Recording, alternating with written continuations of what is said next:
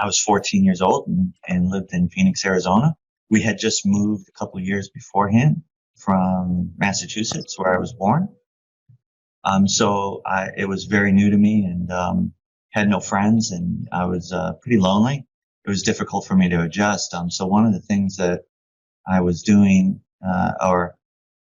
my mom actually suggested maybe getting a paper route for Penny Saver. So I said, okay, and that's what I did. So that was actually my first job at 14. One day I was going around an apartment building, and this man just kind of came running out.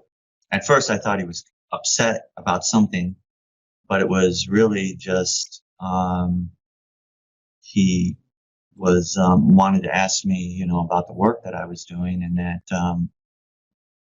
that the work that I was doing was hard work and probably wasn't making that much money, and that he could help me, make better money. And so I said, okay, I mean, that sounds interesting.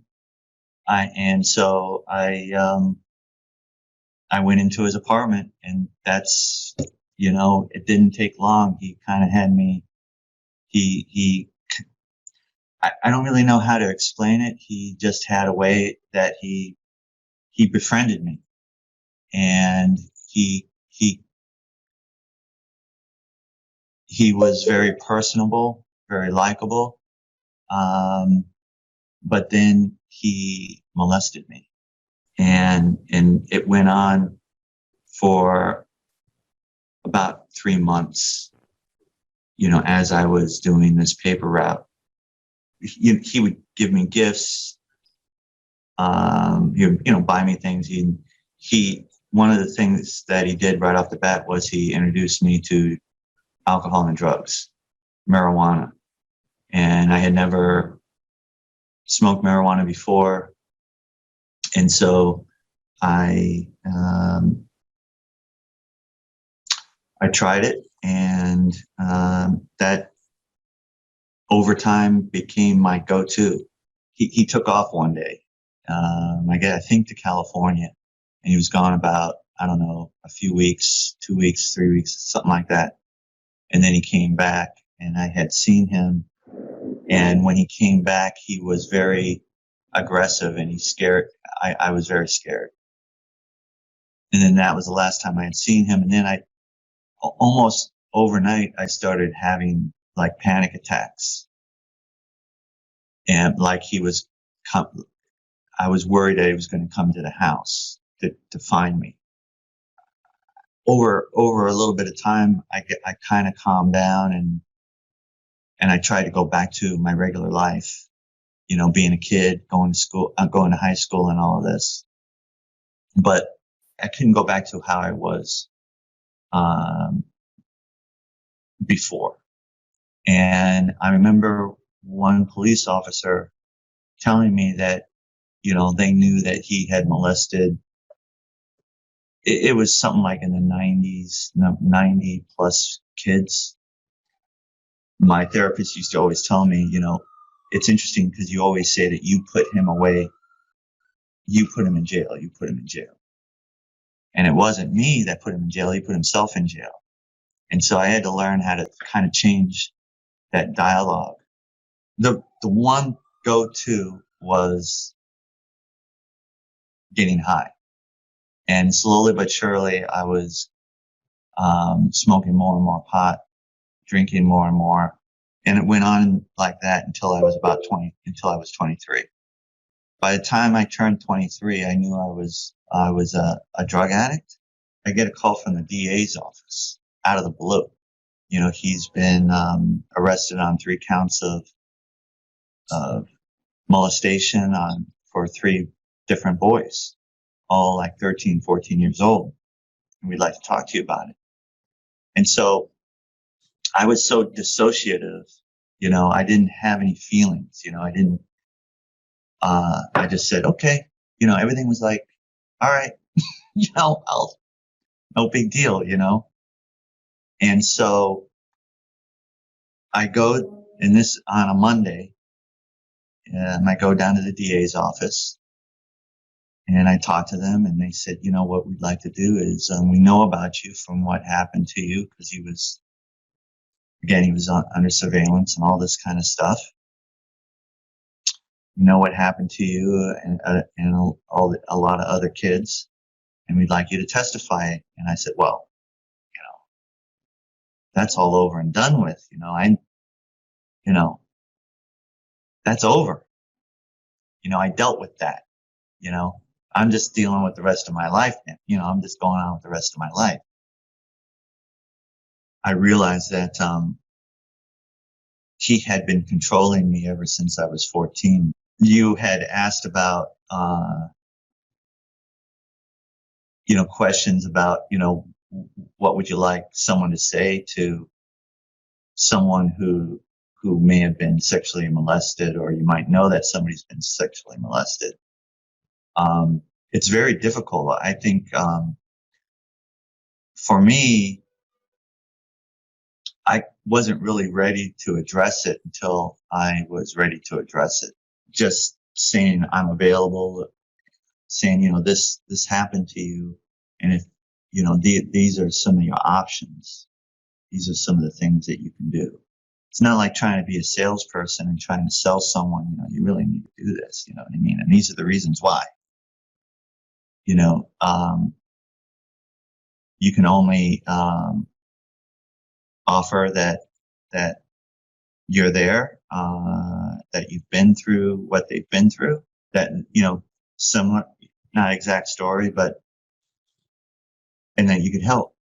But even like with my wife, it's not like I bring it up, but I try to find people that kind of have been where I've been, and I can talk about things. And as far as feeling responsible for what happened, I took that role on for sure. I thought I was in complete control of what I was doing, but at the same time, he put that role on me, because he would use phrases like, this is what you do to me. You know what I mean? He would place that kind of responsibility on me. And, he was in his early 30s at the time. And it also goes back to when I said I put him in jail, like I had the responsibility to put him in jail, to put him away, but it wasn't me at all. And I've had people actually tell me, well, you went back to him. You went back. And so those kinds of things always really, for a long time, really messed with me. I was 14. I was I guess my sexuality. I didn't know maybe if I was gay or something. I wasn't, and I've never been. But I just kind of sort of questioned my sexuality for a while. And that was more where my confusion was. I didn't really talk about it with anybody else. And I just kind of shut the door. So my therapist used to tell me that I gave her a lot of data, So like I didn't have any problem. I could give you a lot of data, this happened, but it was like there was no emotion behind me. There was no feeling. I had no feeling. When I stopped drinking and I started to recover, that was when the feeling started to come. And I used to, and it was like learning how to walk again. It was like I had to put names to my feelings and understand what I was feeling. So it took a while. There's so many ways that sexual abuse can manifest in somebody's daily activities. I mean, I still had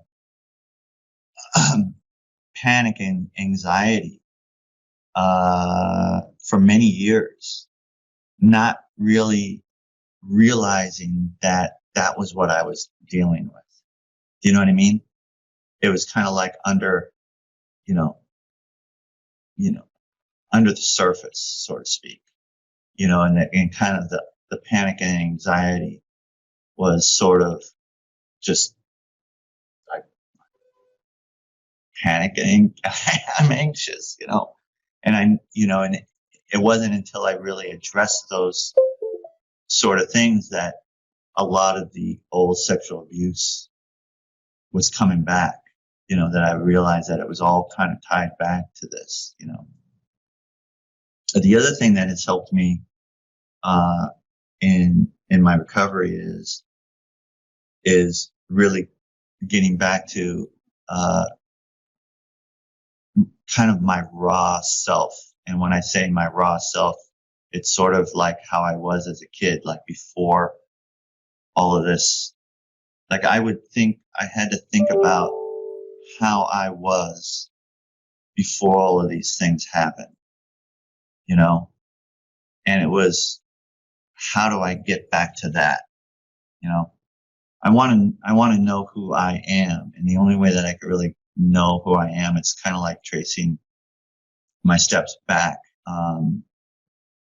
prior to the sexual abuse and knowing who how I used to be and trying to be that kind of kid who was innocent and, enjoyed what I enjoyed. And it was all just, natural. You have to realize is that I was dealing with being sexually abused way back in 1988, way before now, where you have a lot more resources and different ways that you can recover. Okay. I didn't have that. There was one book written about male sexual abuse, and it was written in 1988 called Victims No Longer. And that was it. One book, right? What I was saying earlier about being careful who I share, with what happened to me. I have to share it with people that are willing to listen to it. And then I have to be, even the closest people in my life, I have to be very careful of not only who I talk to, but how much I divulge to them. Because they're not going to be able to handle it. There is help out there. There's tons of help.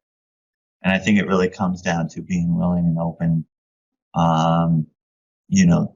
to disclose what happened. Because once you disclose, that's really when things start happening. That's how it was for me anyway. Once I kind of let it out, even though it was really the symptom, not the cause, but once I let it out to somebody, that's really when, things happen. And, it's kind of like lighting a match, and it's, it's been burning ever since.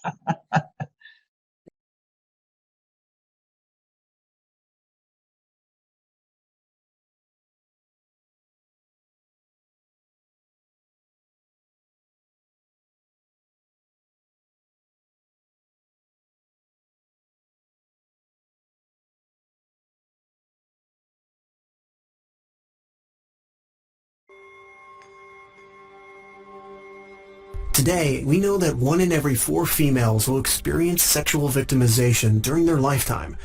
However, most people still do not realize that 1 in every 6 males will also experience sexual victimization during their lifetime. I was just a boy, and I just thought they loved me. I couldn't find anyone to help me. I didn't know any adult male could be raped. Nobody ever asked me if anything was wrong. I didn't know who to tell. I couldn't find anyone to help me. Often, it can be 20 years before many males are able to talk about their sexual victimization. I thought I could fix it myself. It was so long ago, I thought I could get over it.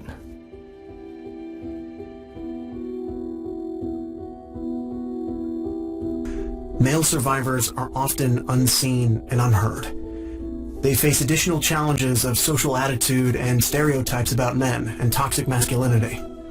Often survivors of sexual victimization are diagnosed with post-traumatic stress disorder by well-intended professionals, but disorder can pathologize and blame the victim, implying a chronic and potentially unhealable condition. We need to reframe trauma. Survivors experienced something that was done to them, an act of unwanted violence that was perpetuated against them. Sexual violence survivors don't have a disorder. They have an injury, and injuries can heal. Post-traumatic stress injury is more accurate. It enables us to examine our normal physiological trauma reactions and responses in a better light. It recognizes there's nothing wrong with us, our actions, or thoughts. It's a critical tool for male survivors. We are all hardwired to have predictable biological responses to overwhelming life events. Our rational brain is our ability to reason through various options, plan, and create new thoughts. But when faced with a danger we don't have the tools or ability to handle, our amygdala, a central part of our emotional brain, is triggered by the thoughts and actions we do in our bodies. We have no time to think, so our body and primitive emotional brain blindly reacts in an attempt to protect us. Ideally, if the stressor ends, or we use our abilities to stop the danger, our body and rational brain resumes normal functioning, protecting our more vulnerable emotional brain and body from injury. But repeated or sustained danger or harm causes the body and emotional brain to fire again and again, leading us to an overreactive state. This causes chronic anxiety, fear, and stress response. Trauma is not the incident of harm or danger, it's the residual emotional and physical shrapnel that results. This emotional shrapnel affects the body as well as the mind. When the emotional brain in our body kicks into overdrive, other functions are slowed or shut down, causing physical and emotional harm. Trauma survivors are about 3 times more likely to deal with gastrointestinal issues, chronic pain, and fatigue syndromes. It has been found to contribute to type 2 diabetes, heart disease, and rheumatoid arthritis, to name a few. There is an increase in nearly every medical issue over time. Yet many men would not define their experience as trauma, despite being profoundly injured. Trauma affects our body and mind, but the body and mind can also work together in our physical and emotional healing. Now that we know more about the brain and body's reaction to trauma, let's look at some of the social issues male victims face. Because cultural awareness about sexual victimization has an implicit gender bias, females and children are seen as victims, while males are seen as perpetrators. Male survivors of sexual victimization seldom share their distress with friends or family. They learn to struggle within isolation. They use whatever coping responses they can figure out on their own. Avoidance, always on guard or hypervigilant, dangerous or risky behavior, and substance use, abuse, and dependence. When life is difficult, they tend to blame themselves or internalize shame for not being able to fix their own problems. Male survivors are seldom represented in the larger culture of abuse survivors. They are often unable to find healing resources, and when they do, they are faced with being diagnosed with a post-traumatic stress disorder. This leaves many men feeling that their only option is to fix their problem on their own. Reframing trauma from disorder to injury is not just a matter of words. Viewing trauma differently is a powerful tool for healing. It recognizes the emotional and physical shrapnel of how trauma affects who we are and how we live. By recognizing this and using the mind to help heal the body and the body to help heal the mind, we can heal our whole self. These tools offer freedom from the prison of fear and shame.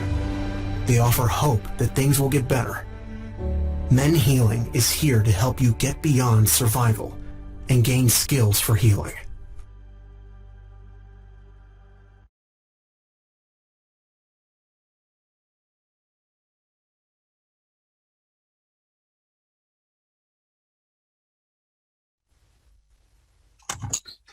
Well, hello and welcome to Helping Male Survivors of Childhood Sex Crimes. My name is Tom James. I'm an attorney in private practice in Greater Minnesota, currently focused on copyright, trademark, and e-commerce law, so I'm not sure what I'm doing here, but I'm learning. That's what I'm doing. So it's kind of a stretch for me. Fortunately, we have some of the top experts in the field with us today. They're going to help us out. And I really want to thank them at the outset for taking the time and volunteering to do this. First, a few nuts and bolts types of things. The course materials, if you don't already know, they're at the course page at www.ekionllc.com. The password is children. And if you haven't already done so, I strongly encourage you to have a look at them, and you'll find a lot of useful information in there. CLE credit. Minnesota's approved this course for 2 hours of elimination of bias credit. Missouri has it approved for 2.4 elimination of bias and 2.4 ethics credits. Application for diversity and competence credits is pending in California. You can find more information about all the other states on the website as well. Now, even though this course qualifies for CLE credit in a lot of states, it's not just for attorneys. It's for anybody with an interest in learning about people, understanding people, working with people. So in this case, we're going to be learning about men who experienced sexual assault or abuse when they were children. Certificates of attendance will be sent to the email address you used when you registered. You should be receiving them within 2 or 3 days afterwards. At the conclusion of the program, a survey will appear in your browser, and you'll also receive a link to the survey by email.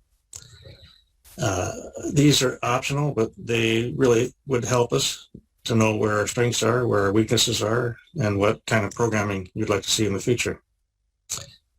So, questions. If you have a question, strongly encourage you to use the Q&A tab there. We'll try to get as many of them as we can at the end of the program. And one question that's already come up is what the website for the course materials is, and I'll repeat that. That's www.ekionllc.com, and just go to the course page. And Echion is spelled E-C-H-I-O-N with the LLC. All right, so we're going to get right into it. We're going to bring Dr. Gartner in. There he is. How are you today? I'm fine. All right. Thanks for having me here, Tom. All right. Well, Dr. Richard Gartner is a training and supervising analyst, faculty, and founding director of the Sexual Abuse Service at the William Allenson White Psychoanalytic Institute in New York City. And he's also faculty, consultant, and supervisor at the Manhattan Institute for Psychoanalysis. He's a pioneer in treating sexually abused men, and he's been working with them since the 1980s. He's the co-founder and past president of MaleSurvivor.org. Since 1992, he's spoken and written extensively on the sexual abuse of boys and the treatment of men who were sexually abused in childhood. As many of you know, he's the author of Betrayed as Boys, the groundbreaking book on treating sexually abused men, and the follow-up, Beyond Betrayal, Taking Charge of Your Life After Boyhood Sexual Abuse. More recently, he's published Trauma and Counter-Trauma, Resilience and Counter-Resilience, Understanding the Sexual Betrayal of Boys and Men, and Healing Sexually Betrayed Men and Boys. And I strongly recommend looking into those books. They're very useful and helpful. So tell us, Dr. Gartner, about your work. What got you interested in this to begin with? Well, I first got interested when I had a patient who began to remember very slowly pieces of images that we couldn't understand very well, but over a number of months it became apparent that he seemed to be talking about sexual abuse by his father. I knew nothing about this at the time, and so I looked in the literature. There is some literature at that point about sexually abused women, but just that one book, Victims No Longer, about men. And so, but the books about women sometimes indicated that men are also abused, but they didn't talk about it. And so you were left with the impression that either it was rare, which it certainly isn't, or that it follows the same kind of path that women do, which is not true. And so over time, I've gotten more and more interested in it, and with momentum, and was a co-founder of Male Survivor, founder of our sexual abuse clinic at the White Institute in New York, and began to write. Well, from a legal standpoint, since I'm an attorney, I think about legal things more than these kinds of things, but we won't do too much of that today. But I was just going to mention the kind of history of sexual assault laws. As most of the attorneys here know, we first had common law rape, and that involved penetration of a female by a male, sexual. That was extended by statute to include underage people. And today, near the end of last century, the states enacted criminal sexual assault statutes, which apply to males and females. Dr. Gartner, to what extent do you think people still tend to think, despite these law changes, still tend to think of rape or sexual assault as something that only happens to females? Well, I think that's very common. It has changed somewhat over the years, but only somewhat. The FBI defined rape, according to a 1929 statute, as a penetration of a female by a male. And that wasn't changed until maybe 2 or 3 years ago.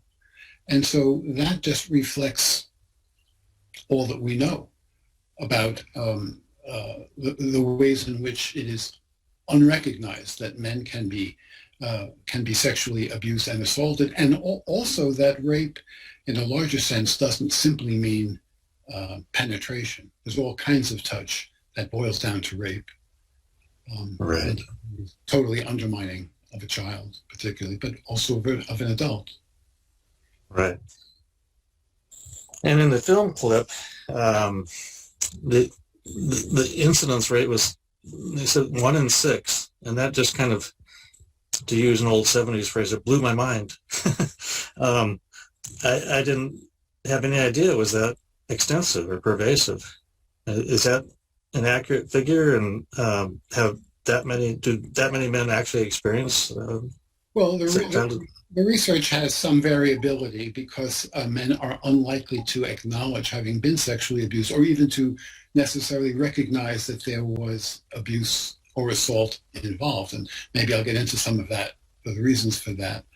But yeah, 1 in 6, and that only involves touch or penetration, not anything that might be called more indirect, like exposing oneself to a child. That is not counted in the 1 in 6. If you count that in, then it's 1 in 4 for males. Wow. And so 1 in 6 is approximately the number that of men who will be diagnosed in their lifetime with prostate cancer. Now, we understand a lot about prostate cancer and how common it is and what to do about it and how to look out for it, observe it. But by and large, the general public has no idea that male sexual victimization is anything near as common as prostate cancer. Yeah. Well, yeah, I have to admit, as a member of the general public, I'm guilty of that. I had no idea.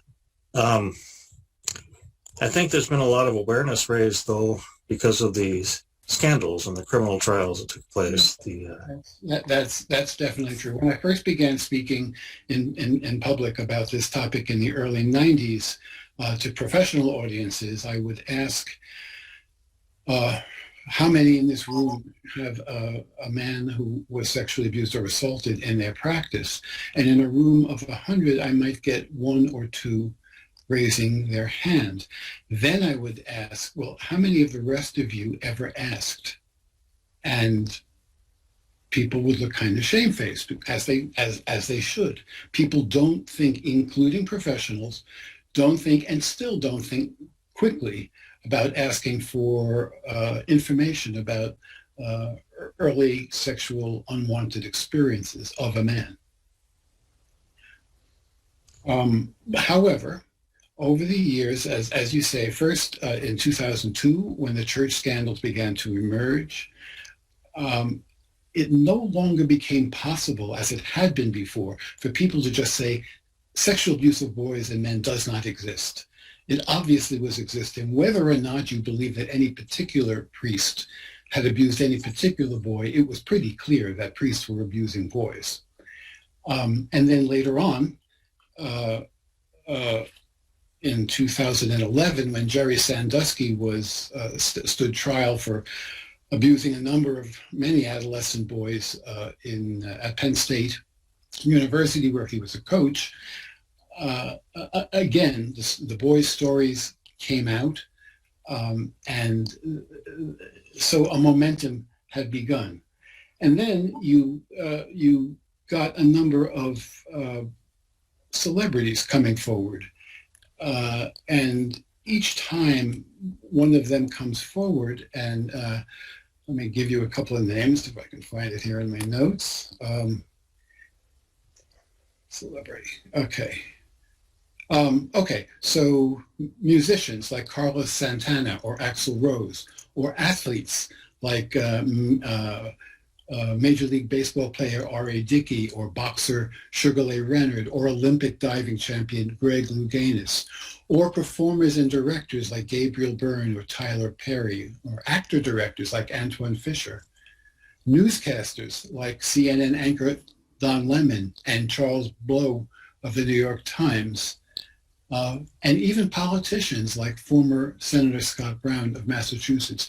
All of these men came forward at some point over the last, I don't know how many years, 10 or 15 years, and acknowledged having been sexually abused. And each time one of them comes forward, it gives a kind of a permission to a man or a boy who has been holding this inside to think, well, if he can talk about it, I should be talking about it.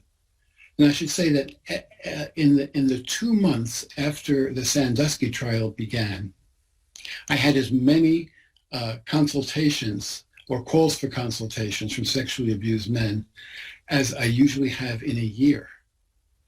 It really impelled people to say, I need to talk about this, which is a good thing.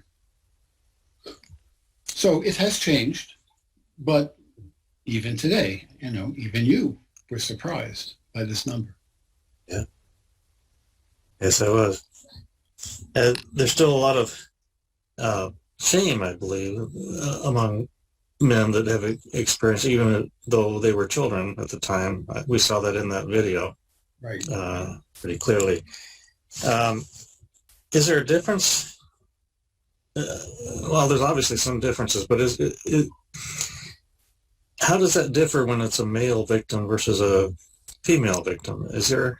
Okay. Well, what I would want people in the audience to take away is 3 major differences, and I'll try to talk about each of them.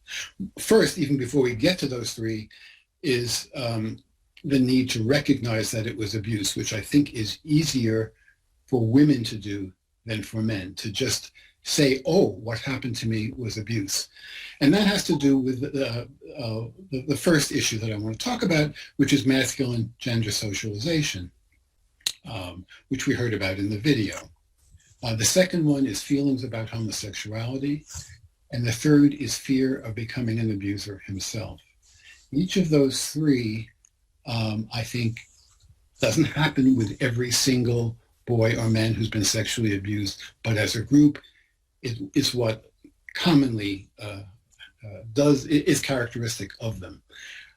And so masculine gender socialization, it affects how sexually abused men encode what happened to them, as I was talking about. Sexually abused men often say that what happened was not traumatic. However, these same men are more likely than non-abused men to enter psychotherapy for reasons that seem unrelated to abuse. And often this doesn't happen until their late 20s, up until their 80s. So through masculine gender socialization, boys are told one way or another, be a man. So what does that mean? Here are some conscious and unconscious cultural beliefs about real, in quotes, masculine men. Men are always in charge of themselves and in control. Men are competitive. Men are competent and powerful. Men are mentally and physically tough. Men are resilient. Men are independent rather than needy. Men don't express emotions, as in big boys don't cry. Men are alexithymic, which means unable to put emotions into words. Men welcome sexuality whenever it is offered, particularly from women, and men must not be penetrated, violated, subdued, or otherwise forced into submission.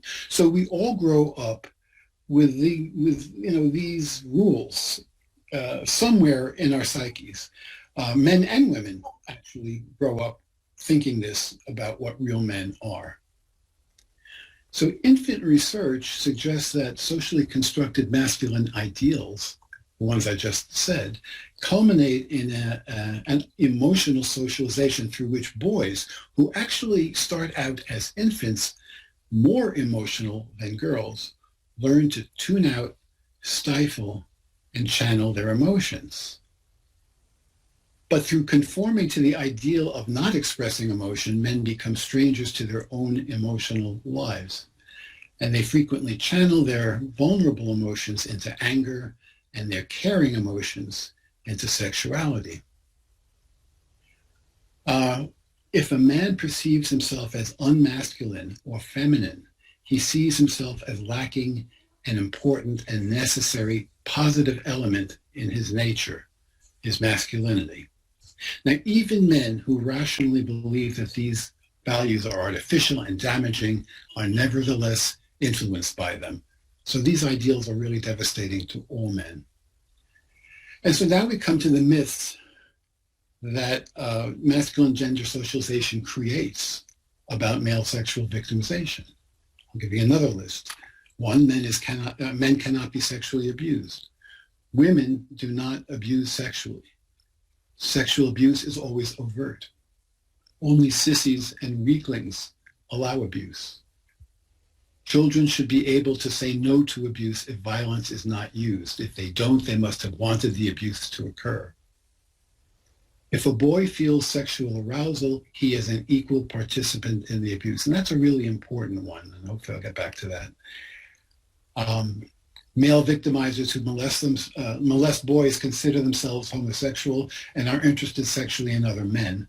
That turns out not to be particularly true. Victimizers are always conscious of the abuse they are committing. Sexual abuse turns a boy gay. Again, these are all myths. And sexually abused boys almost inevitably grow up to be sexually abusive men. So thinking about all of those myths, it's no wonder men are reluctant to come forward and feel ashamed if they acknowledge what they consider, in many cases, their lack of masculinity. So they somehow put themselves behind a kind of a masculine mask, trying to convince themselves as well as others. And these myths are supported in popular culture, movies, novels, comics, TV. And so treatment, and even I think this is true for any professional who works with a sexually abused man, I think professionals need to question these socialized gender norms, need to say, well, that really isn't how men have to be. And in treatment, that often requires a great deal of talking to about it with men who are quite convinced, and much of it unconsciously, that they were somehow not men because of what they allowed to have happen to them. Sometimes men become action-oriented rather than self-reflective after abuse, and those are the men that are most likely to become abusive, or if not sexually abusive, act out in some way rather than self-reflective. the ones who are action oriented are most likely to end up in prison as victims. Victims often end up in prison, whether through something having to do with alcohol or drugs or some kind of aggressive action. The more self-reflective ones often wind up in therapist's office, or they silently suffer, not in a therapist's office. And that isolation is kind of a common feature, isn't it? Yes. Yeah, that's what it. And interestingly, there's a mitigating factor for a bad outcome, which is the presence of a confidant when he was a boy. Whether or not he ever disclosed his sexual abuse to the confidant, he learns to use language to talk about personal emotional experiences. And that seems to be not a curative factor, but a factor that makes somebody more self-reflective than action-oriented. And so it more often creates a positive outcome, ultimately, even without, before he comes to treatment, that he's not as likely to wind up in prison or somehow in the legal system. So to believe that he is male, a boy or a man must somehow transform the sexual victimization to something he sought and over which he therefore had mastery. So it wasn't really victimization. So if it wasn't really victimization, then he has saved his masculinity. So it may be encoded as a kind of a sexual initiation, especially if the abuser is not a parent and is the same gender as the boy's eventual choice for who he desires sexually. So a boy who's growing up to be straight is more likely to think of abuse by a woman as a sexual initiation, and a boy who's eventually growing up to be gay may consider abuse by an adult man, again, to be a sexual initiation, and to think of it in some ways as a positive. Well, in connection with that, just a general question, are there significant differences if it happens in the family? For instance, a sibling or a parent, that type of thing? Or is it pretty much all the same? Well, first of all, one of the myths about sexual victimization in general, for both boys and girls, men and women, is that it's done by a stranger. It is rarely done by the mythical man sitting in the playground wearing a trench coat.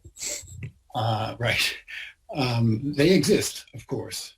But it's much, much more likely that it's going to be someone who's either in the immediate family, which could be a parent or a sibling, or grandparent or aunt and uncle, perhaps a cousin, or somebody who is known to him and often is perceived by the boy in somewhat of a caretaker role. So it could be a babysitter, it could be a scoutmaster, it could be a priest or a rabbi or a minister, it could be a teacher, a babysitter.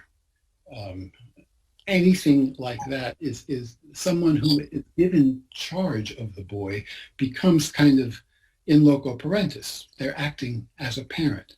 And so it's not the same as being abused by a parent, but it is in that direction. And what's at heart here is the idea of betrayal.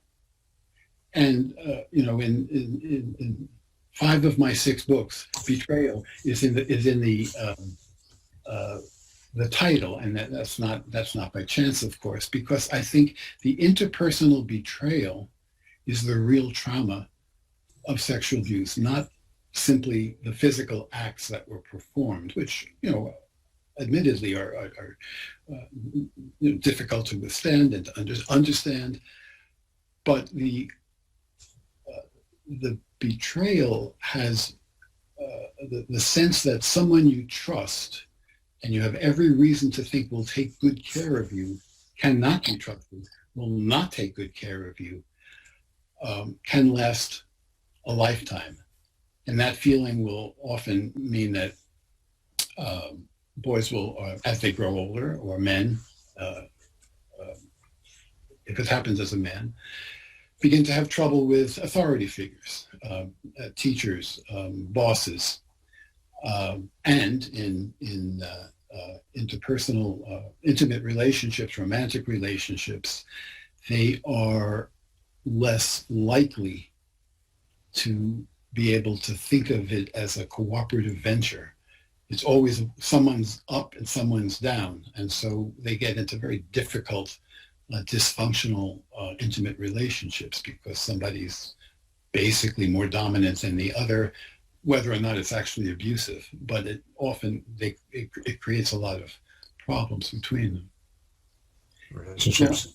Yeah, I just wanted to get back to the idea of female abusers. I sort of touched on it a little bit. Because it's surprising. If 1 in 6 is surprising, this is surprising too. There was a study in which a general population was questioned about many things, but among them was sexual trauma as children. And of those men who acknowledged having had some unwanted sexual contact as children, 60% said they had been abused by men, 29% by women, and 11% by both. And so there is a much larger number of female abusers out there than we think. And that's really important to keep in mind. And I think especially in the legal system, because I think often female abusers are treated differently than male abusers. If you remember the case, some of you may remember the case of Mary Kay Letourneau, who was I believe, Seattle teacher, 35 years old with 4 children, who wound up having 2 children by her 12-year-old 6th grader. She was originally allowed out after only 7 months. That would never have happened with a 35-year-old man who impregnated his 12-year-old student. And so there's a real bias here, a gender bias against men as abusers versus women as abusers. Yeah, in connection with that, I noticed when there's a story, occasionally there's a story about a teacher with a student or something, a female.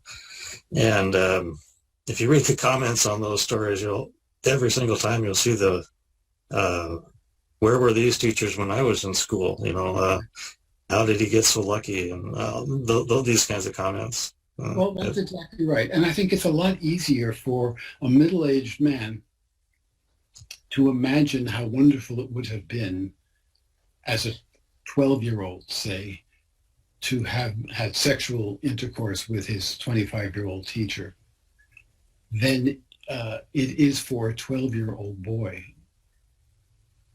to have that experience, because he's not equipped yet to understand the emotions he's feeling, even though there's pleasure involved. And even though this teacher may in some ways be, and this is true for men as well, for male abusers as well, but even though the abuser may in some way be helping the boy, and helping him through school, helping him through whatever problems he's having in life,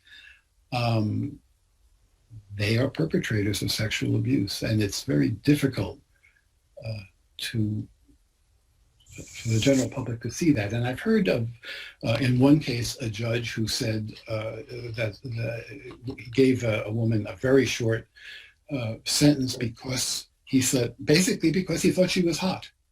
If she had been unattractive in his view, he might well have given her more of a might have given her a much longer sentence. It's just horrendous if you really think about that, because the issue is not whether some supposedly objective adult thinks that this is an attractive person, where it would be something that you'd really want to have, that be sexual with this person, versus a child who is in the midst of being betrayed by that person. Yeah.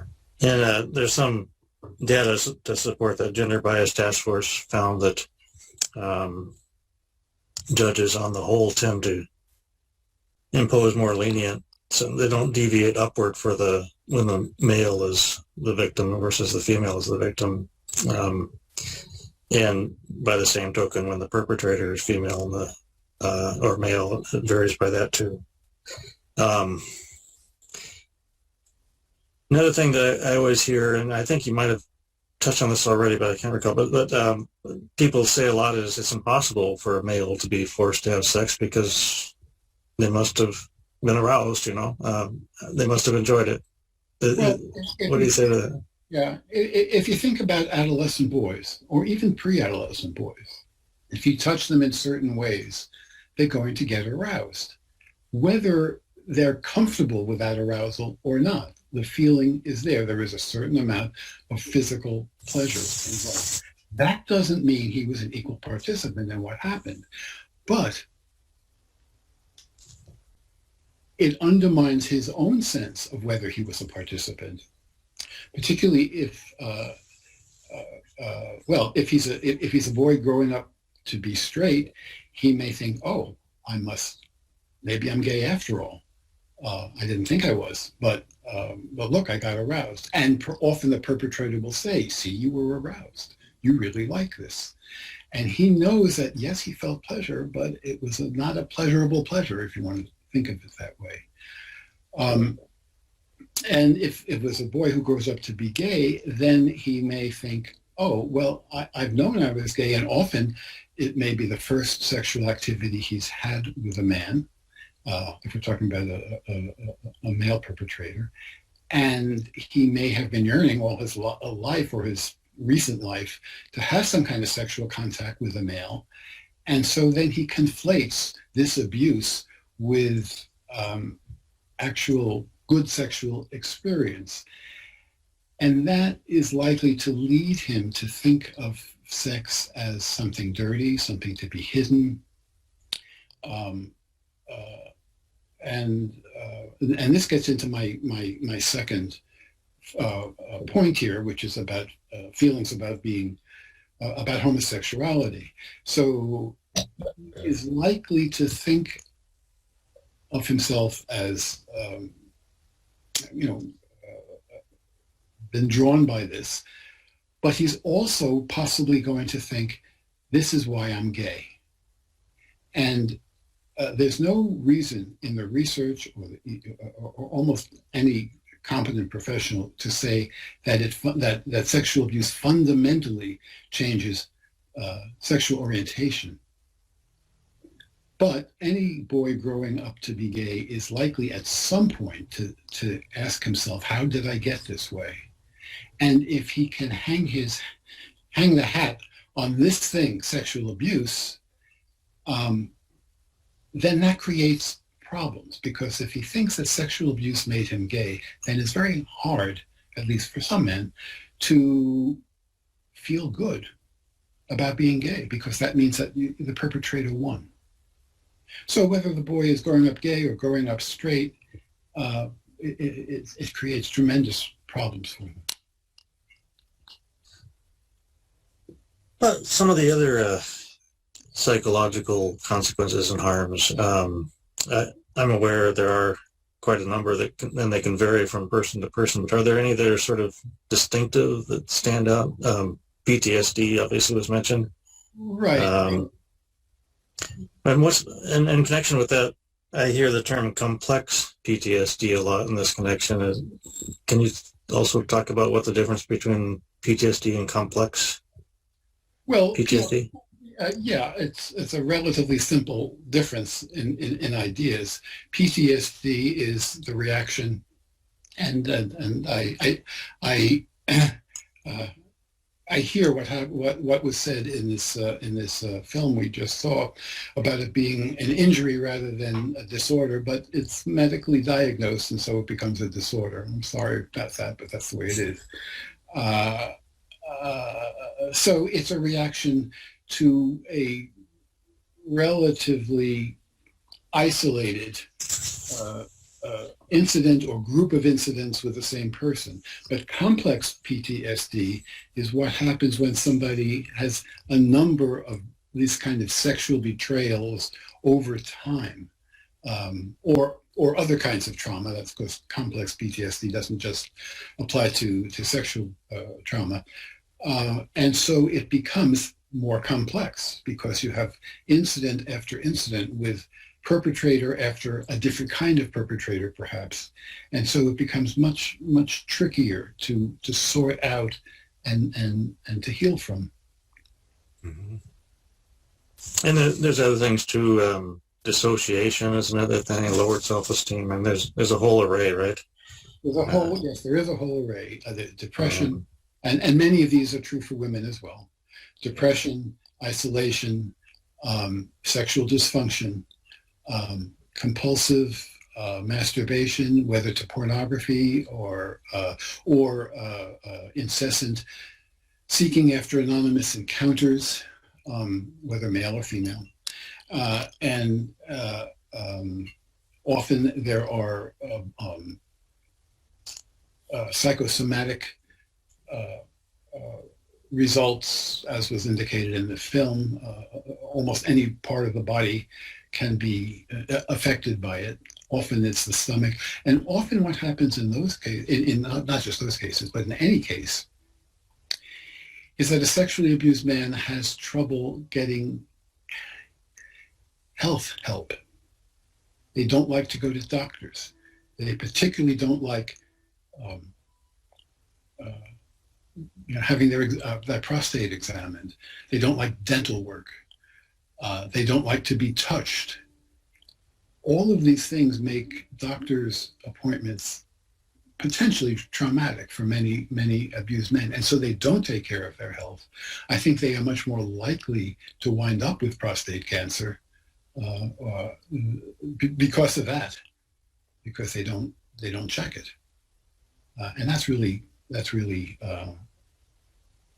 tragic. And I don't know how much time we have, but that's one more thing I want to be sure to get in, Tom, which is this fear of becoming an abuser himself. There is a cultural myth that boys who are sexually abused almost inevitably become sexually abusing men. That is not true. It is true that by and large, many perpetrators claim to have been sexually abused as boys, although there's some indication that often they are lying to get sympathy. But I take it that many of them were sexually abused as boys.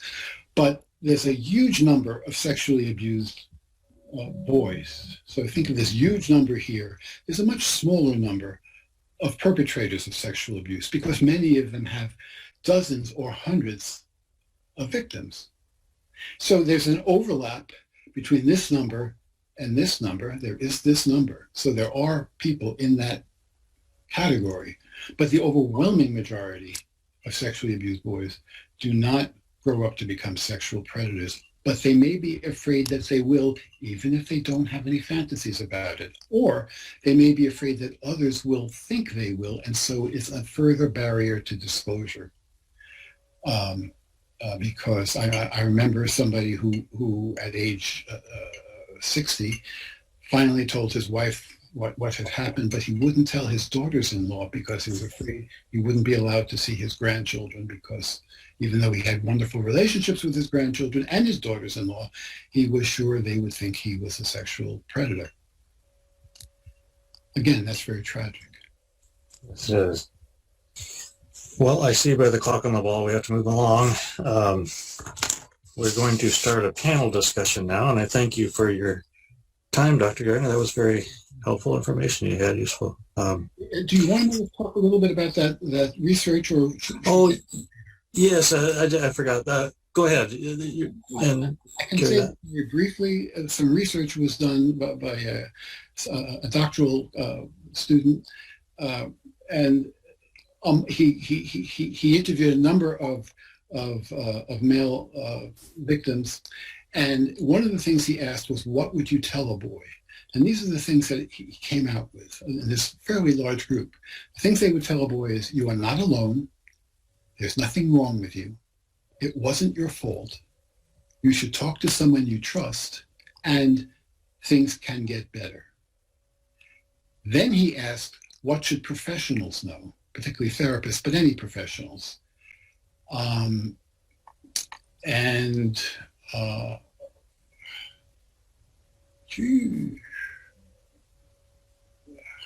I didn't write that down. Oh, yes. They often felt that professionals were judgmental and did not take the time or interest to understand the abuse experience they'd had.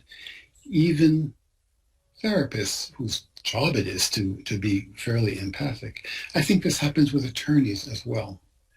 I recently spoke to someone who was looking for an attorney, but had had several interviews with attorneys who they felt were too quick to talk about it, too quick to go on to how can we get the right money, how can we do the right charges, rather than to understand what it was that this man had gone through. And so he was asking if I knew any attorneys who were more likely to be able to listen to the boy, or man in this case. Luckily, I do know a couple. I hope that after today, there'll be a lot more. So that's all I'm going to say here. I hope so too. Thank you. Thank you very much. Okay. So at this point, I'd like to bring in for our discussion here, the panel, two other people and then several more after that. But first, we're going to have Jim Struve, if he's on board here and can unmute himself and so forth. Now, Jim's been working with male survivors since 1976 in a wide range of clinical settings: child protective service, residential treatment, inpatient hospitals, community agencies, private practice counseling. He's the executive director of Men Healing and a member of the Weekends of Recovery Facilitator team. That's a treatment program for male survivors of childhood or adult sexual assault. This is, in my opinion, a crucial program. Support groups and this type of program that Jim's leading are crucial because men who've been sexually abused often tend to isolate themselves, and that impedes their progress toward healing. So I'm hoping Jim will talk more about the importance of support groups as we go through the discussion today. The next person we have is Rhett Hackett. Hello, Rhett, if you can log in here. Rhett is president and co-founder of the Humanity Preservation Foundation. That's a nonprofit organization advocating for victims of child abuse, sexual assault, domestic violence, and bullying. He also hosts the weekly television show Hands Off. He himself is a survivor of childhood sexual assault, and he's a member of the RAIN Rape, Abuse, Incest, and National Network Speakers Bureau himself. In addition to that, we have other people from the RAIN Speakers Bureau, people who have experienced sexual abuse. So what we're going to do today is give these men an opportunity to tell their stories, something that a lot of men say they never got. So we're going to do that today. And I know it's a really hard thing to do, and it takes a massive amount of courage and dedication, so we're all really grateful that you're willing to do this. We're going to start with Thomas Stump. If he can unmute and start the video. There you are. All right. Okay, like Andrew Lausten, the man in the video, Thomas Stump's testimony also helped convict a sexual predator, put him in prison for many years, correct? Yes. Yeah. All right.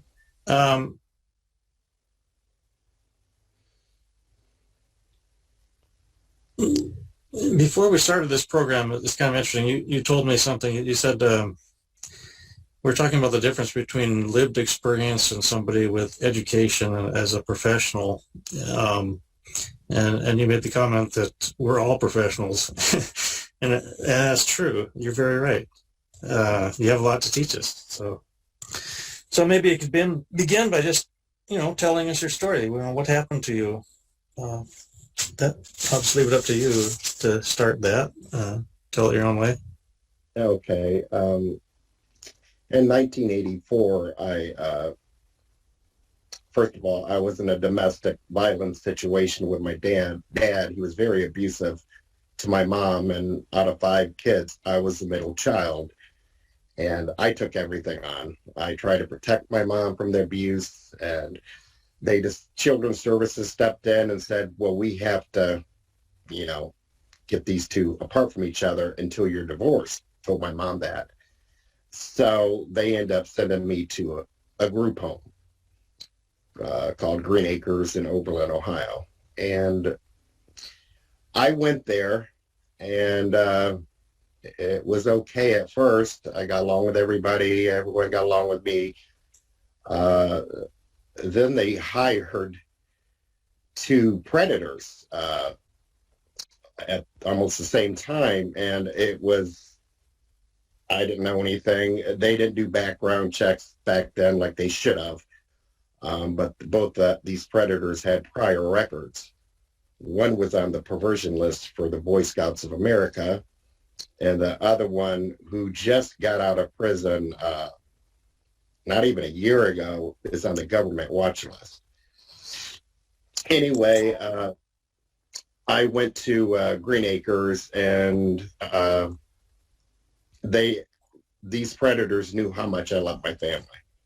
My family came first. I was always talking about my mother and my sisters and brothers, and these 2 house parents started getting close to me and told me that, you're better than all these kids, and you have a gift inside of you to help people. And I'm like, okay, I'm only 14 years old, and I'm getting told this.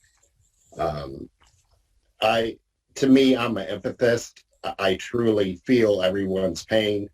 And that's a problem I had to deal with when I was a young kid, dealing with the domestic violence, because I took it all on for my family. And anyway, I got severely raped by one of the main predators. I was took into a basement, me and another boy. I was supposed to go to a police camp. They have it for Green Acres every year, but this man called both our parents and said we were sick, because I was actually going to go home, me and this boy was. And anyways, he abused me prior to that, and he also threatened to kill my family if I said anything. And I was so petrified he was going to hurt my family. I just let him do what he wanted to do. And he took us into the basement, me and this other boy. It was like a bomb shelter. It was a huge basement. It had steel doors all the way across into the junior dorm. But everybody was at police camp, and me and this other boy, who was a very good friend of mine, we got raped in the basement for three nights and days, constantly. And he threatened us both. You tell anybody, I'll kill your family. And that was his motto after my rape, and he did it in the future of his rapes on other people. Both combined men raped over 100 children, and we lost count. And it was very, very demoralizing and degrading to my soul, because I had no outlet. And anyways, after the rape, another boy came forward and said something's going on with Tom and the other boy, and it was taken to the director, Miss Gordon, Marion Gordon, who covered up these rapes. She covered up a lot of things. she got indicted. She was the director of Green Acres Children's Home. She got indicted for embezzling money and covering up these things. But anyways, I knew too much. And right before I left to go to Ohio Veterans Children's Home, they was trying to get me far away as possible. And right before I left, this other predator,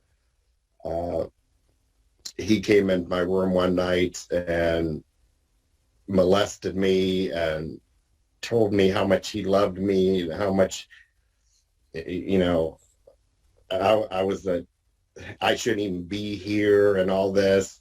And I was numb. I couldn't feel anything. And right before I went to Ohio Veterans Children's Home and I told Miss Gordon, I said, this happened again. I says, with Daniel, well, sorry, I can't say his name, this predator. And she obviously didn't do nothing about it, because when I went to Ohio Veterans Children's Home in Southern Ohio, not even a week after, they got me out quick. This man raped, I don't know how many children, but he had some kind of cult in the basement he was making kids, these boys, do things to him and to other boys. He was convicted and he was put in prison. That's the one that just got out. The other one is still in prison. Not even a couple months ago, I think I told you, he had a parole hearing, and I called Attorney General's office in Ohio. Her name is Sandy, wonderful lady, and she always had my back. And he got another 7 years on him for other things he did to other boys. And she told me he'll never see the light of day. And that was comforting, but the fear of that man coming out almost made me suicidal. It's like he's going to get out again. He's going to hurt somebody. And the first time he had a parole hearing, I mean, I was doing really good. I had my life together. I found out that he raped his two stepsons. And they asked me if I could testify. I said, absolutely. I was shocked. But before that happened, before the court date of that, I took one of my nephews, nieces, and one of their friends to a nearby pool. And I seen the man who raped me and other boys jumping off the diving board with his baseball team he coached. It devastated me. I went into absolute panic. I started screaming on the top of my lungs, this man cannot be around children. And the lifeguard came, and then they got the supervisor, the police were called, and he was removed. He was not supposed to be around children. This man jumped county to county, different IDs, finding his way to work in group homes with children. And like I said, he was on the perversion list before he worked at Green Acres from the Boy Scouts of America. He was an Eagle Scout or whatever he was. But I end up trying to commit suicide then. I overdosed on medication. My family didn't know where I was. It was horrible because I actually died and they brought me back. And the advocate for the boys that I was going to testify against to help them, they told me, Tom, if you don't have the energy or the stamina to do this, I says, hell no. I says, I'm testifying against him and he will be staying behind bars. And it absolutely crippled me. It crippled me.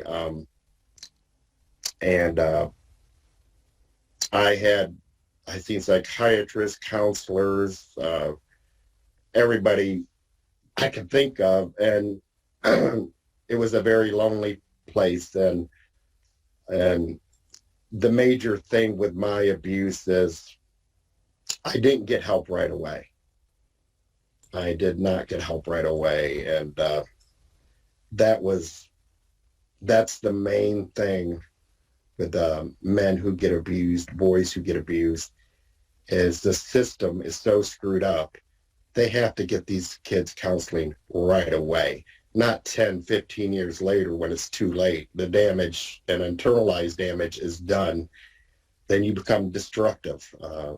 You think no one cares, and you do stupid things like drugs, alcohol.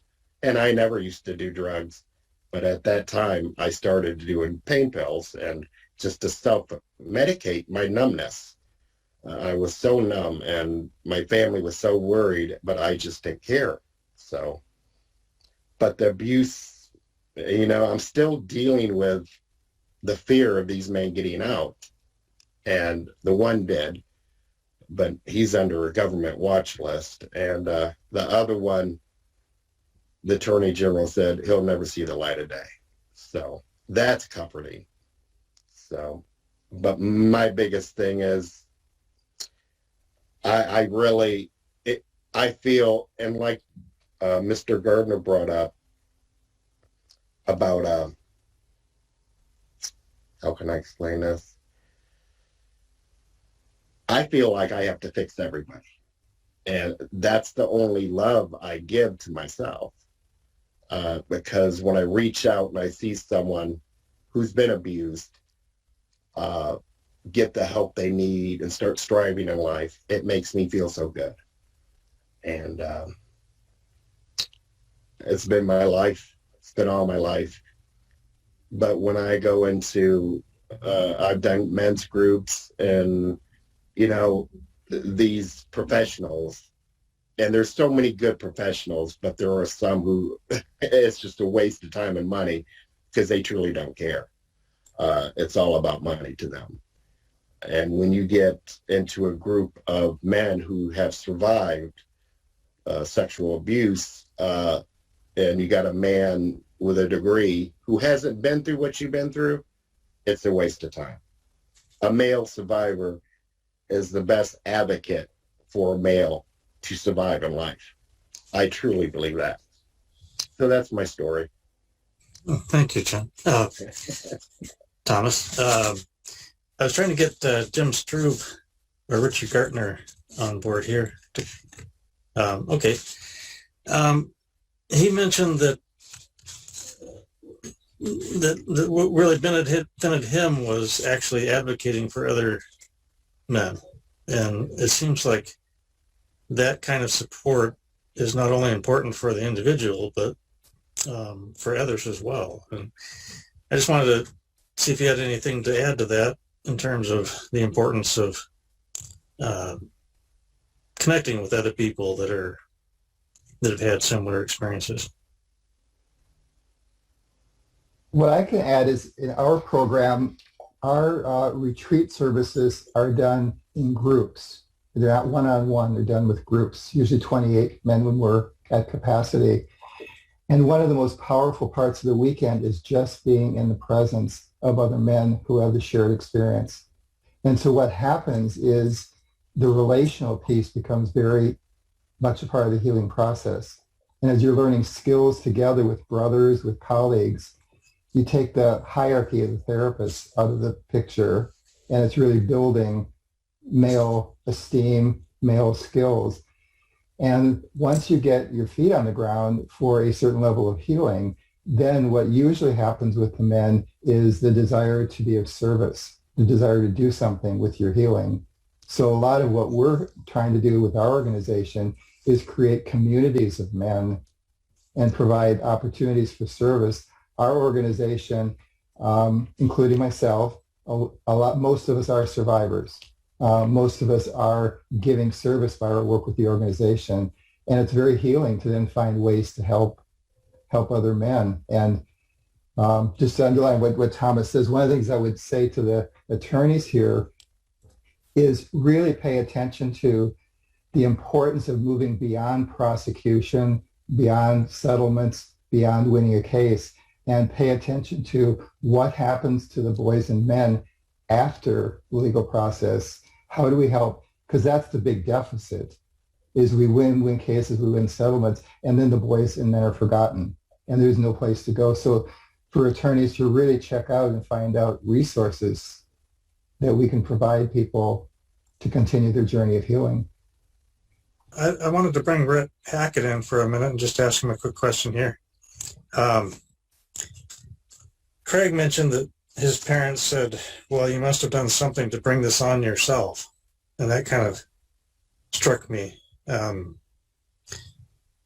can believe that would happen. I mean, I'm not doubting, but it does happen. But what are your thoughts about what would be what types of things should people avoid saying to children if they think something might have happened, or even if they don't? I mean, and then what would be good things to say to them? You work with. Yeah. I think that, the first thing that you need to do is to just let your child know that you are listening, and that, let them speak and not interrupt. I kind of laugh with Craig. I don't think you're the oldest.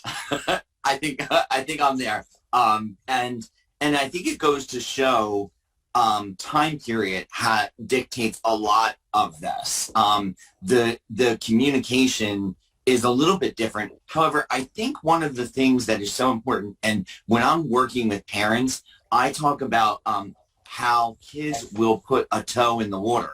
And often that is to see what the parent's reaction is going to be initially. So bringing up a story like Michael Jackson, like the priest, like Sandusky, what ends up happening is how you as a parent react will determine where they go with the rest of that story. And often that story is going to involve them in something that is similar to what they are bringing to the person's attention. So we always tell parents, and I use this story all the time, and this is the difference between today versus back in the day.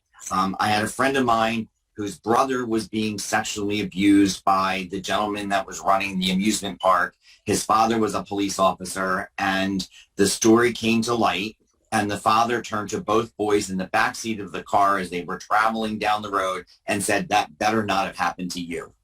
And of course, in that moment, it was happening to one of his children, but he never said anything. And that is the difference between keeping an open forum in your house, that anything can be discussed without shame, and that you're going to be believed to the point where we're going to investigate it a little bit further and be on that child's side. That didn't happen back then in the 70s and the 80s, especially in the priest area, because they were held at a higher standard for everybody else, that, if the priest said it must be true, and therefore they could not have done anything wrong. Thank you, Rhett. We have two more guests and a little bit of a program change here, but what we're talking about with parents and children brings up the subject of intra-family sexual abuse, and we've had people talking about criminal perpetrators go to prison, but one thing that's often overlooked is what happens within the family. We touched on that, but I have a guest here, Kenneth Rogers Jr., and he has something to say to that, I believe. Would you like to tell us about your situation, what happened? Hey everybody, how's everybody doing? Hopefully everyone's doing well. Again, this is pretty amazing. Yeah, Craig, you do not look 60. Just want to say that. You look awesome. Yeah, my name is Kenneth Rogers Jr. I am in Baltimore, Maryland right now. I'm a teacher, 7th grade English teacher, and I'm a survivor of childhood sexual abuse. It happened when I was 8 years old. It happened for 2 years okay, sorry. Hold on, I'm going to take off. Someone said they're having trouble listening to me. Hold on, take off the headphones.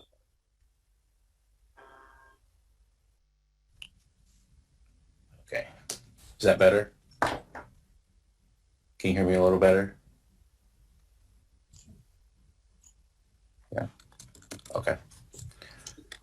Okay, cool. So happened from 8 to 10 years old by my older sister, who is 5 years older than me. So it started with, the grooming. So grooming is where you're, getting the person ready to actually perform the sexual abuse. Happened when my parents would always go out, or either they would work and my sister would babysit me, watch me. And my dad would keep pornography videos either under the mattress in the basement or in the drawer in the desk downstairs. So my sister, she was like, "Hey, you wanna see something cool?" I was like, "Yeah, sure. I mean, I'm down for cool. I'm always, want something cool." And she put the movie in, and I was like, "What is this? They are doing stuff that I'm not supposed to watch." I'm covering my eyes, and this what happened pretty much, regularly once my parents would leave, and I would, she would watch it, she would put it on, and eventually, it got to the point where I would just watch with, without covering my hands, and she would sit on the bed with herself covered and not really say anything, until one time she finally said, "Hey, I want to do what they do on the video," and she revealed, like, she took off the cover and she was already had her clothes off down below. I didn't know what to do because, it's my sister. I'm not supposed to do anything. I'm supposed to say and do what my sister says. She's my babysitter. She's the older sibling. But I froze. I didn't know what to do. She took down my pants, put me on top of her, and made me, move in the way that they moved on the pornographic video. And afterwards I was pretty numb. I didn't really know what that was or what was going on. But afterwards she said, "We can't tell anybody about this, it's bad." And it would happen regularly. So once the parents would leave, pornography would go on. We would do that and began to anticipate it and actually began to look forward to it. Until one day, out of the blue, she was just like, "We can't do that anymore. It's bad. And we'll get in a lot of trouble if we tell anybody." So I was very confused. Like, what is, like, how much trouble? What do you mean? Like, this is bad? Like, and I was very confused. And very much like Craig, after that, I became very much an overachiever, like super overachiever. I joined all the clubs. I tried desperately to get straight A's. Never happened till graduate school, but I tried. Went to college, full ride scholarship to college.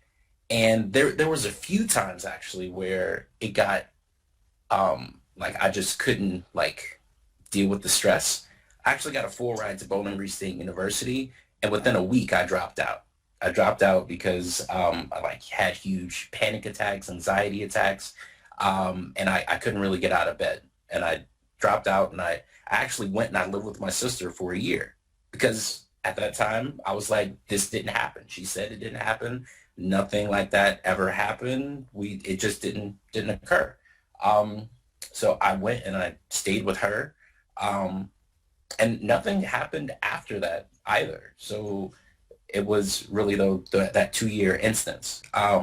Eventually I went back to college, started a family, and I always felt like I was working without a net, like I was always trying to be on all the time. And my wife talks about how would always, like, wear a facade, like a mask, and, like, put on a show like, "Oh, Kenny's, like, huge, he's happy, he's always happy-go-lucky," but then behind closed doors I would be, like, extremely depressed and sad and anxious. And finally, like, when we got to Baltimore and, like, everything came crashing down when everything in my life actually fit together, and everything actually was perfect. I had just graduated from Johns Hopkins University with my master's. I had switched to a good school in Baltimore City that I thought was a good school. I was going to pull in a pretty good paycheck. We had just bought our first house. We were about to have our daughter, Miris, had Miris. And immediately after that, I entered the emergency stage and I was having panic attacks all over the place. Couldn't get out of bed. Didn't know what was going on. It was really bad. Contemplated suicide, really thought about it, knew how I was going to do it. Called my friend Sully. He was able to get me to the hospital.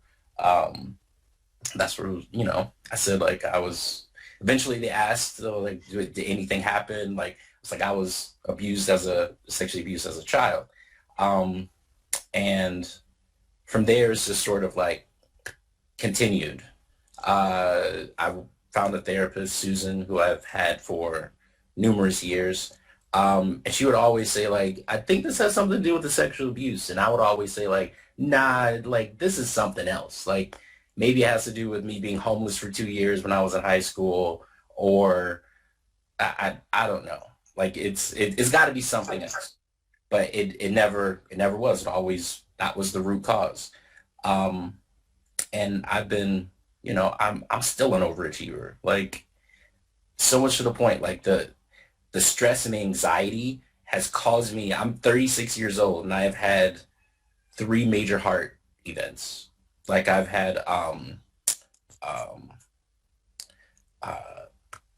so I was teaching 7th grade, I was teaching 8th grade at the time, and I literally had a heart attack in the middle of the class while teaching.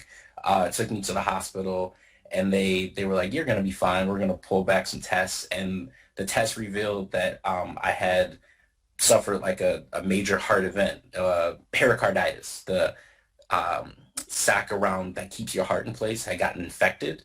And the only thing you can do is just wait and take ibuprofen. But all the symptoms were there. Left arm went numb. I still got to make sure I work out and make sure I keep my heart healthy. And this is me, like, I still was running probably a good 3 or 4 miles a day at that time. So it's not like I was not physically healthy, because, again, overachiever, you've got to be extremely fit and put together if you're going to actually, succeed in the world. So it's very weird for that to really happen.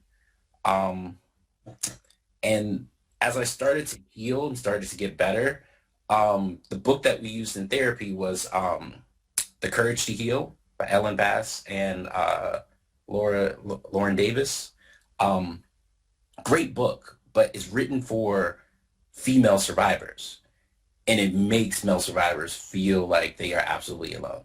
And my therapist was like, you're not alone. There's other people have gone through it. But like, when she would read the book and she would have to change the pronouns, and sometimes she would slip up and say she, it would feel like I don't exist. So I knew how I felt, and I knew I could switch it off in my head. But I was like, male survivors, like other ones, they don't have this resource. They can't, like, they feel like they're by themselves as well. And so I wanted to give back, just like all you, everyone else has talked about. So I wrote my memoir, Raped Black Male, because in the narrative, like, there's so many other narratives about black males, armed black male, just anything and everything that's negative. So I wanted to sort of change the narrative.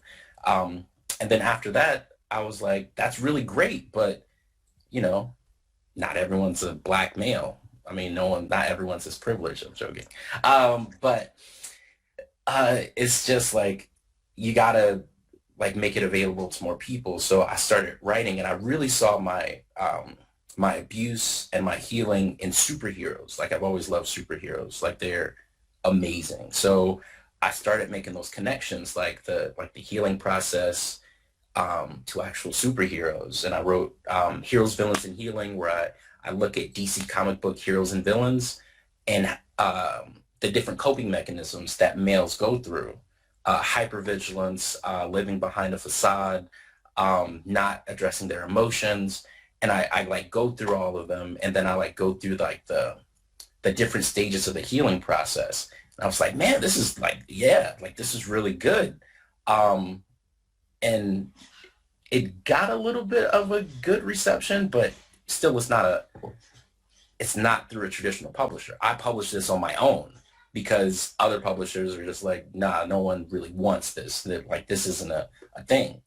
But other therapists, other psychiatrists, they're like, yeah, this is actually really helpful. So I just kept exploring, wrote How to Kill Your Batman, where it addresses like hypervigilance using Batman. Like, Batman is great. Like lawyers out there, like if you're trying to help your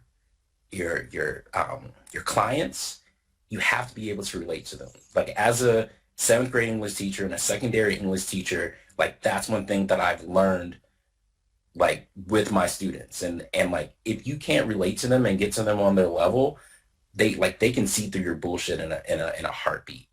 So if you are not genuine and they don't trust you, you're not going to get anything out of them, and they'll go further and further within themselves. And so like with these books, I realized like males don't want to talk, but if you talk about it through like a lens that they can view themselves in, like whether that's Batman, Superman, and I recently wrote one for caregivers with Wonder Woman, and I just finished Flash talking about workaholism. If you can make that connection with them, half the work is done, because you're making the work fun. And that's one thing that I do in my classroom. Like, if you can make that work fun, hands down, it's going to be great. And this helps me as well, like exploring these different comic books and the healing process and learning about cognitive behavior therapy, dialectical behavior therapy, internal family structures, and learning a different coping strategies in order to make sure that I stay grounded. I mean, like, you guys have been talking and I'm like using my Chinese exercise balls here because I'm like listening, I'm trying to process, and it's stressing me out a little bit. But I know like those strategies, like to make sure I stay grounded.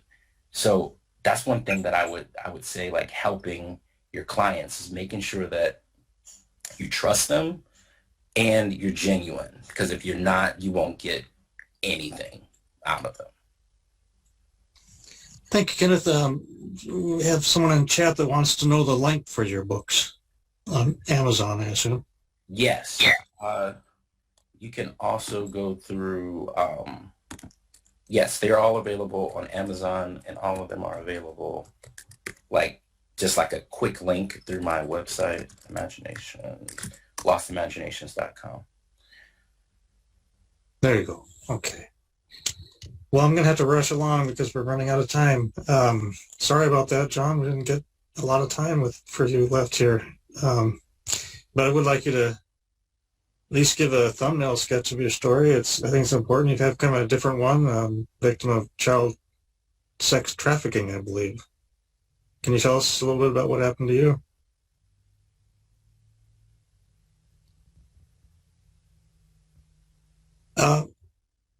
I don't seem to be able to hear you. Do you have your audio on?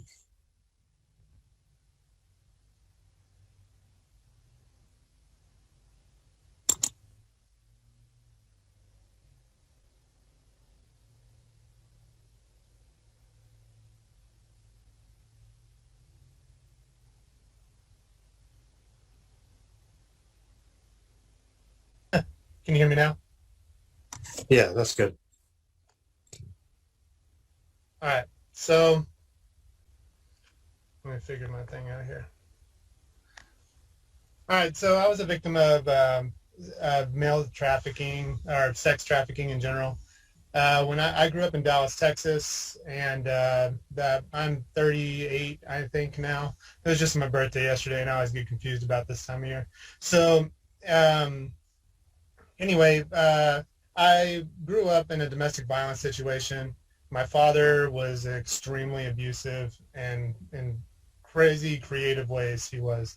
He never sexually abused me, but he was just the guy. You know, he was the typical male asshole, to put it bluntly. So he would oftentimes throw beer cans at me and stuff like that when he wanted me to do things. And my older brother was deaf, and I was the middle child, so most of the time I took the brunt of the abuse. And so a lot of things curtailed into me opening up as a potential victim. So eventually I ended up getting groomed by a friend's father of mine from my gymnastics class. When that happened, everything after it went downhill, it took about 4 months for them to kind of groom me into this sex trafficking role. And then I was sold about twice a week for 4 years. Sometimes it'd be long weekends, sometimes it would be in the middle of the week. And other times I would have breaks whenever I go see my grandmother, which I love seeing my grandmother, which everybody was surprised about because no one liked my grandmother, like nobody. So when I volunteered to go visit her, everybody was really surprised. Like, I can't believe you like her so much. And I'm like, yeah, and of course you lie to everybody. I lied to literally everybody. I lived with my mom the whole time. She never knew, like not one time did she ever know. Of course, she was a single mom. I was a latchkey kid, and she had 3 jobs. So it was very easy to kind of pull the wool over her eyes because typically every day it was, what'd you do today? And as long as I had an answer that didn't sound too crazy, she was good. And so over the course of that time, I think there was 7 or 8 kids that ended up going through that same house with me. I had two handlers, sometimes 3. The principal of my junior high school was part of that. There was a police officer that was part of that, and then there was James, who was the primary guy. He is the one that actually owned the house. And the crazy part about him is for a long time there, he was like, he kind of taught me how to do everything, because I never had a man in my life, like ever. So even though he was a predator, a sexual predator, he was also the person who taught me how to cook and work on cars and play pool and and. So it was really hard at all times to betray him because even though he was a predator, even though he was highly responsible for the fact that I couldn't make social connections with people, why I didn't like to be touched by people, why I didn't like to be in crowds, why I was socially awkward, why I isolated myself. He was also the only outlet I had to any type of creative thought process in the world. And yeah, I mean, being sold is kind of crazy. I don't really know how to describe what it's like listening to 2 grown adults when you're 13 years old argue over how much it costs to rape you. But that's just what it was. I mean, for a while. When I got out of that situation, I went downhill almost immediately. Basically what had happened is I had a false positive that said I had syphilis when I was 15 years old. And the Board of Health came and investigated it, but there was never any police presence, never. I never got investigated by a police officer one time. Even though I told them who did it, I told them kind of what was happening. I was like, oh yeah, James, I go visit him on the weekends, and yeah, there's some sexual intercourse that happens and stuff like that. I obviously didn't get into full details, but the Board of Health was only really interested in finding the sources of syphilis. That was kind of their job. And then it never got talked about again. Like, I was out of that network immediately. They disappeared off the face of the earth, like pretty much everybody did. And then life went on. Like, it was overnight. It was like one day I'm over here, the next day it's like I never met any of these people ever in my whole life, And it's kind of crazy to say, but I mean, in the moment you're like, what do I do now? And I mean, I'd had an entire life of abuse. I can't remember a time when there was not just almost daily abuse. So it was one of those things to where I didn't have a personal identity. I had no one to relate to how I go about doing things, And then I ended up getting into nerd stuff. I was a really big Magic the Gathering guy for years and years and years, as I went to national level stuff. And then I joined the Navy after about 7 or 8 years of selling a lot of drugs. And I never really did a lot of drugs, but I mean, the thing about that culture is that it's more for the people, you know, because you're with a bunch of people who are also beat down by life. And they're the only ones you can really relate to. So, I mean, yeah, I hang out with a lot of bad people. I never had an interest in doing drugs, so I never did, but I sold a lot of drugs, like just tons of them. And I did a lot of bad things in that time, but it's because the people I was protecting, they did terrible things that hurt themselves and others, but I understood why, you know? It's like society's hell. No one cares. No one cares. I can't even express in words the amount of betrayal I felt that when everything finally came out, the only person who approached me was a person who wanted to prevent syphilis. Didn't care about the child abuse, didn't care about any of it. I found out years later that my mom didn't want to pursue charges and then neglected to even give police contact info because she kind of wanted it all to go away because she just couldn't handle it, you know? I mean, even my mom never even brought it up again. And when I brought it up to her when I was in my late 20s, that was a crazy time. Like, because my mom was just, like, I didn't know what to do. Like, what do you do? How do you approach this? What's the best course of action? You know, how do you help your children? You know, is it good to make you go through this? Do I even care about justice at this point? It's just, it was overwhelming for everybody. So at the end of all of it, it was a time when, after I joined the Navy, my life started to turn around, you know, because after I joined the Navy, I had structure. I didn't really have time to think about myself as a victim or anything else for that matter.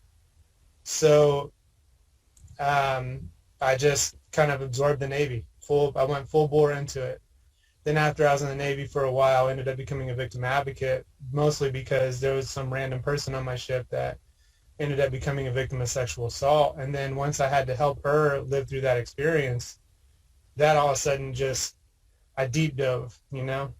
I have a tendency to do that. I decided to join the Navy in 24 hours. So, I mean, deciding I was going to be a victim advocate for the rest of my naval career was a decision I kind of made overnight too. I kind of make drastic life decisions in a day. But that's just the world I live in. So I dove deep into victim advocacy, and I did that for the rest of my tenure in the Navy. And I kind of made it my pursuit of everything, even against the advice of everybody who talked to me, because they always said that reliving this experience, forcing yourself to relive this experience over and over again, I don't know why you do that to yourself, but I think to me it was all like, it's the only way I'm going to live. It's the only way I'm going to get past it, you know, is to live it so much that it's meaningless. And so that's kind of the route I took. And now I just work in the shipyard and I help people in my off time. But well, John, I hate to cut this off. We're at the end of the program, unfortunately. We're all out of time. I'd like to keep going longer, but we're going to have to wrap it up, I guess. So I thank you all for being here, and I benefited from it. I hope other people did as well.